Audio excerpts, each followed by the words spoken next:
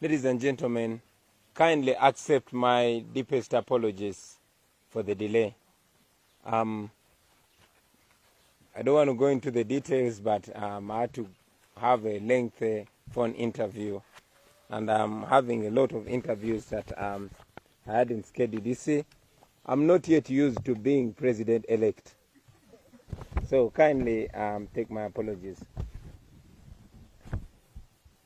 Our struggle is not yet over. It is just beginning. Fellow Ugandans here in Uganda and abroad, I bring greetings to you. First of all, let me take this opportunity to thank all Ugandans for turning up in massive numbers to vote. We saw millions of Ugandans lined up to vote in different areas across the country. It was definitely unprecedented. Thank you very much for accepting our message to turn up in large numbers and vote. Thank you for taking seriously, very seriously, matters pertaining our country, Uganda. I also want to appreciate all the citizens for voting for change. I have no doubt in my mind that the vast majority of you Ugandans voted for change yesterday. It was indeed a protest vote against General Museveni's murderous regime of blood and national shame. Now, General Museveni, aided by Mr. Byabakama, the chairperson of the Electoral Commission, other state institutions, and shamelessly some media houses are trying yet again to usurp the will of the people of Uganda. The people of Uganda voted massively for change of leadership from a dictatorship to a democratic government.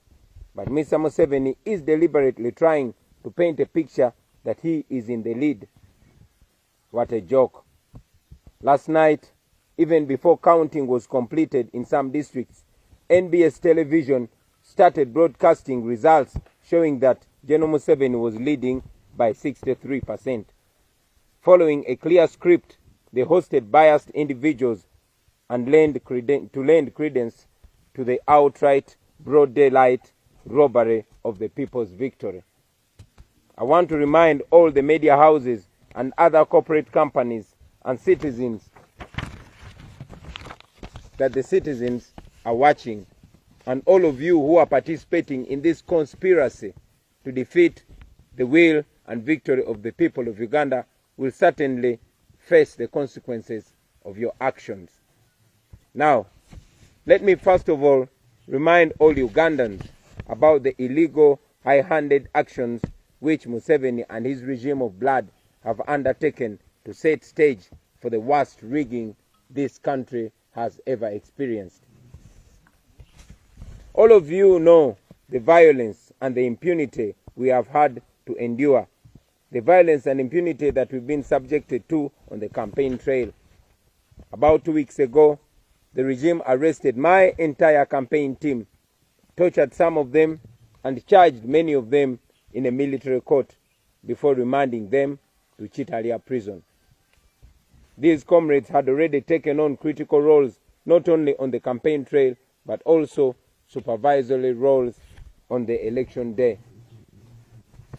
As the election drew closer, the regime stripped itself further naked. Their intentions were laid bare for everyone to see. First, they switched off social media to prevent Ugandans from communicating as well as following what was going on in the election. Many Ugandans managed to bypass this blockade and started using VPNs to access social media.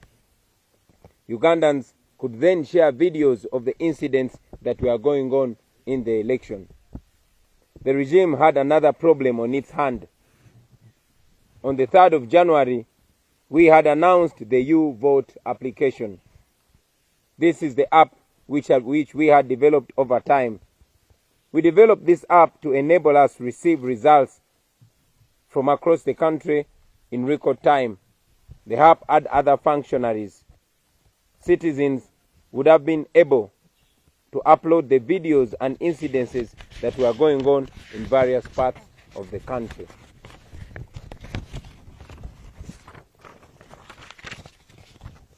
Knowing that this would expose them to the world, the regime, in an unprecedented manner, moved to switch off the internet completely. And they indeed switched off the internet completely. If they had nothing to hide, why keep the citizens in the dark? Why keep the world in the dark? They denied accreditation to election observers, including the European Union and the United States. Museveni knew what he was planning to do. He could not stand an election being observed by independent poll observers. Local media houses were ordered not to report incidences of vote rigging and violence by the military against the citizens. Yesterday, on election day, as the nation went to the polls and the regime engaged in incredible acts of violence and rigging, without credible election observers, coupled with intimidation or compromised local media, as well as the internet switched off, Museveni had a field day. As we have been saying, a week to the election, the military and the police conducted operations in different districts of the country, where our sub-region and district leaders were arrested and kept in prison without charge. Many of them in the districts of Lira, Moroto, Bunyangabo, Bundibujo, and very many others were arrested, only to be released yesterday evening after election without any charge. Yesterday in Western Uganda and Northern Uganda, many of our polling agents were arrested and many chased away from polling stations. This happened in various counties and sub-counties of all districts in Western Uganda, as well as areas of Northern Uganda. In Kamwenje, Minister Frank Tumwebaze ordered for the arrest of all our polling agents within the district. In Butaleja, in the eastern region, Minister Irene Muloni ordered the guards to beat up all our polling agents and detain them. Let me make this unequivocally clear. Almost in the entire region of Western Uganda and Northern Uganda, there was actually no voting. We received thousands of calls and messages telling us how the election was a complete sham in those areas.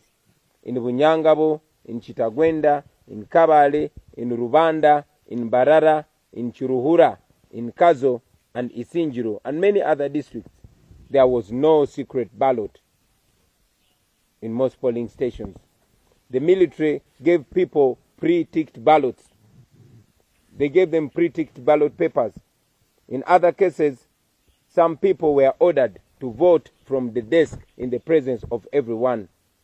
In Kwania, in Bulambuli, in Karenga, and many other places, some ballot boxes were opened and ballot papers were put in there. In several areas of Isinjiro, Kabale, Mbarara, and the districts of Karamoja, people were told that ballot papers for the president had already been ticked. All they had to do was to vote for their members of parliament only. Good enough, some of these irregularities were recorded on video, although in some areas the military confiscated or destroyed the phones and cameras that were being used to record these grave irregularities. We have so much footage to share with the world. We know that the media was ordered not to cover such incidences, particularly the local media. And indeed, in many cases, media practitioners gave us information and evidence because they knew, and they also still know, that such information would not be allowed on radios and TV stations. We are aware that even as we speak now, soldiers and other operatives are currently deployed in several media houses to ensure that Mr. Museveni's will is affected precisely. At the national, Byabakama is not really in charge. The chairperson of the Electoral Commission is not in charge at all. Several operatives have been deployed there for several days. Byabakama is only there to come and announce what has been given to him by these operatives. No wonder, out of the results that have been announced so far, they are concentrating on areas where it was very easy for Museveni to rig. If you check the data, most districts of Uganda and eastern Uganda, where General Museveni was defeated decisively despite the rigging, they are not being announced. Mr. Musinguzi, the Commissioner General of Uganda Revenue Authority, has been stationed at the National Tally Center, and we are being told that he is directly in charge of the operations to defeat the will of the people of Uganda through manipulating the results. If not for these evil intentions, what role would the Commissioner General of Uganda Revenue Authority be playing in an election? Our people have been asking Mr. Byabakama to tell them where he is getting the results he's announcing from. However, Mr. Byabakama and his team do not know. They don't seem to know where those results are coming from because they are not in charge. All this is intended to dampen the mood of the citizens of Uganda and to create an impression that their effort was in vain. Now, fellow Ugandans, even with all these election irregularities, which we shall share with the world in the coming days when the internet is restored, we secured a comfortable lead against General Museveni. In eastern and central regions, Museveni won very, very few polling stations, even after massive irregularities. In northern Uganda, we won many areas despite the rigging. In western Uganda, like I've already indicated, there was literally no voting, especially in Bunyoro, in Utoro, in Ankole, in Kigezi, and in Rwenzori.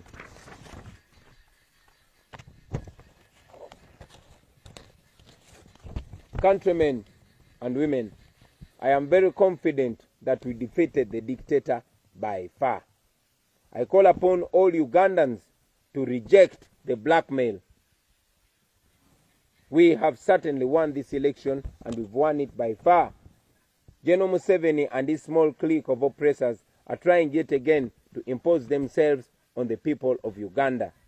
The people of Uganda will and must reject the blatant usurpation of their will and their voice. I want to ask all Ugandans to remain firm and confident that through this election we have spoken, and we have spoken clearly. The dictatorship is failing. Right now, the RDCs, the DSOs, and all other operatives are hunting down our agents and coordinators, trying to take away the declaration forms from them. Several of our phone numbers, including mine and my wife, have been switched off. They've been disconnected illegally. The military is deployed everywhere. The dictatorship is in panic. In the coming hours, I will once again address the nation and hopefully speak about the way forward for our people. But ultimately, we are removing a dictator. I thank you, ladies and gentlemen, for God and my country. Now, I'm in touch with my team, and we are going to meet and discuss and forge a way forward, which, like I said, I will be in the coming hours communicating to the people of Uganda and the citizens of the world. Would your plan be hinged on the law, or are you looking at other measures? What are your options? Right from the beginning, we have stood by the law. We are law-abiding citizens. We are non-violent. We are not criminals. We do everything we do within the law, and we shall do everything we will do within the law.